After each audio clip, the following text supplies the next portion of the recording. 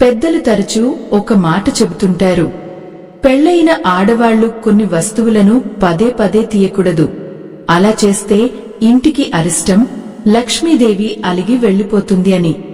బహుశా మీ ఇంట్లో కూడా మీ అమ్మమ్మో నానమ్మో ఎప్పుడో ఒకసారి ఈ మాట అని ఉంటారు కదా.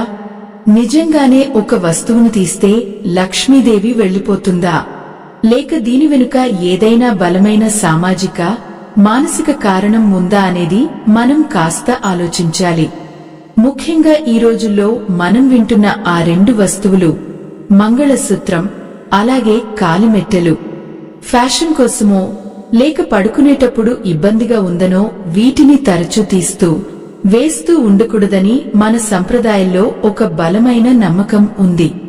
అయితే ఇది కేవలం భయపెట్టడానికి చెప్పిన మాట, లేక మన పూర్వీకులు దీని వెనుక మనసుకు ఆరోగ్యానికి సంబంధించిన ఏదైనా రహస్యం దాచారా? ఈరోజు సూర్యోదయం కథనంలో ఈ విషయాన్ని కొంచెం లోతుగా, ఎలాంటి మూఢనమ్మకాలకు తావు లేకుండా వాస్తవిక దృక్పథంతో విశ్లేషించుకుందాం. అసలు మంగళసూత్రం అనేది కేవలం ఒక ఆభరణం మాత్రమే కాదు. అది ఇద్దరు వ్యక్తుల మధ్య, రెండు కుటుంబాల మధ్య ఉన్న బంధానికి ప్రతీక. ఆ బంధాన్ని, ఆ బాధ్యతను మనసుకు ఎప్పుడు గుర్తుచేసే ఒక అద్భుతమైన మార్గం అది. ఒకసారి గమనించండి, మన సంప్రదాయంలో మంగళసూత్రాన్ని ప్రాణంతో సమానంగా, సాక్షాత్తు పార్వతీదేవి, లక్ష్మీదేవిల స్వరూపంగా కొలుస్తారు. దాన్ని పదే పదే తీయడం, నిర్లక్ష్యంగా ఎక్కడ పడితే అక్కడ పెట్టడం వల్ల ఆ పవిత్రతకు భంగం కలుగుతుందని మనవాళ్ల నమ్మకం. దీని వెనుక ఒక చిన్న సైకలాజికల్ రీజన్ కూడా లేకపోలేదు. ఏదైనా ఒక వస్తువును మనం పవిత్రంగా భావించి దాన్ని ఎప్పుడూ మన దేహానికి అంటిపెట్టుకుని ఉంచుకున్నప్పుడు అది మన ఆలోచనలను కూడా సానుకూలంగా ప్రభావితం చేస్తుంది. మనకు తెలియకుండానే ఒక రకమైన ఎమోషనల్ సెక్యూరిటీని ఇస్తుంది.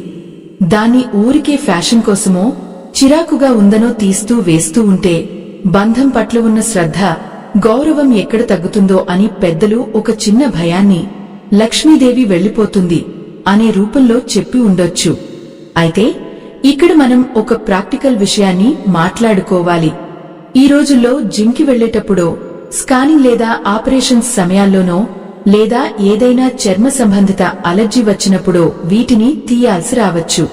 అలా మెడికల్ ఎమర్జెన్సీలోనో అవసరానికో తీసి భద్రంగా దాచుకోవడం వల్ల లక్ష్మీదేవి అలిగిపోతుందని కాదు.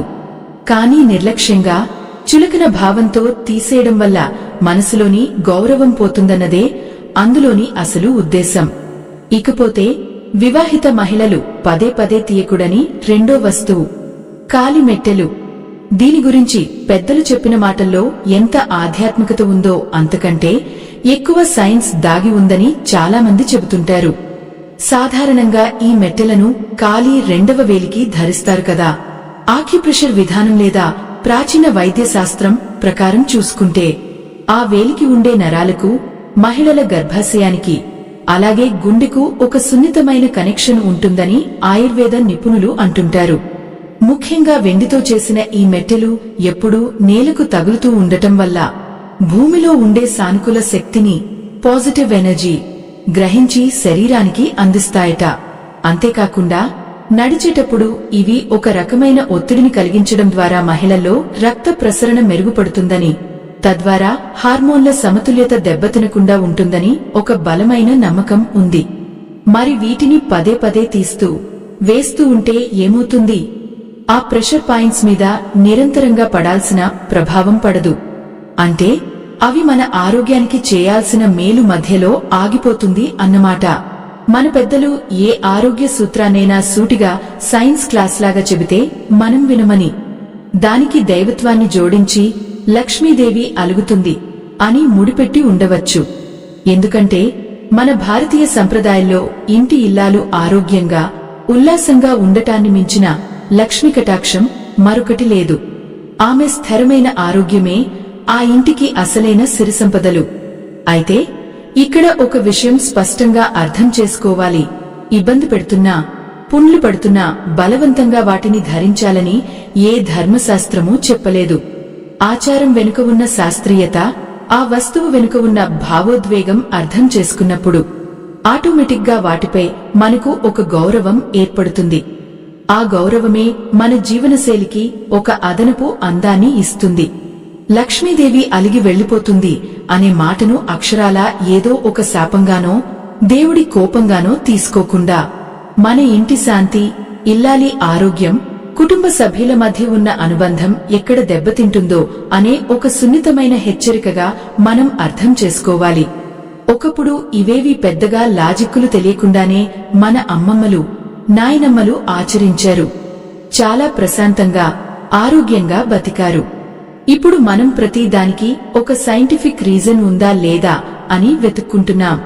ఒకవేళ రీజన్ దొరికితే సంతోషంగా పాటిస్తాం, దొరికినప్పుడు వెంటనే దాన్ని మూఢనమ్మకం అనేస్తాం. కానీ తరతరాలుగా వస్తున్న ఆచారాల వెనుక ఉన్న అసలు ఉద్దేశం ఎప్పుడూ మనిషి శ్రేయస్సు, కుటుంబ క్షేమమే అని మనం గ్రహించాలి. కాబట్టి కేవలం ఏదో ట్రెండ్ కోసమో నిర్లక్ష్యంతోనో కాకుండా మెడికల్ గానో లేదా శారీరకంగానో నిజమైన ఇబ్బంది ఉంటే తప్ప మంగళసూత్రాన్ని, కాలిమెట్టెలను తరచూ తీయకుండా ఉండటమే సముచితం. ఈరోజు మనం మాట్లాడుకున్న ఈ విషయం కేవలం ఒక పాత నమ్మకానికి సంబంధించినది మాత్రమే కాదు.